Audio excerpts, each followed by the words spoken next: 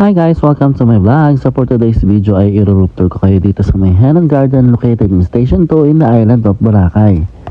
So nakabook nga pala kami sa may Agoda dito sa may Heron Garden Resort located in Boracay. So sa may room nga pala na to ay meron ng TV at merong remote at merong mga list ng channels na pwede mong mapanood. At pagkatapos nga ay meron nga dito parang study table kung saan pwede kang magsulat at magbasa ng mga magazine at kung ano-ano pa mga pwede mong gawin. At kung may dala kang laptop ay pwede kang mag-work from home dito. Ito nga pala yung keycard namin na gagamitin namin pang access para makuha yung towel at para sa breakfast tomorrow. And also you will get these chocolates na nalagay sa mga plate bilang pa-welcome nila sa mga guests na darating dito sa may Heron Garden Resort.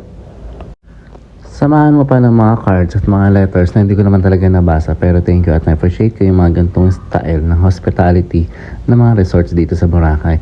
Ito nga pala yung bed namin na napaka-comfortable na fit sa aming tatlo na mag-stay ngayon dito sa may Heron Garden Resort. At isa sa may pinaka-paborito ko, although nasa second floor ng aming hotel ay meron kaming garden view at may terrace para makita namin yung swimming pool na mamaya ay liliguan namin. So pwede ka dito mag-relax at manood ng mga tao na liligo.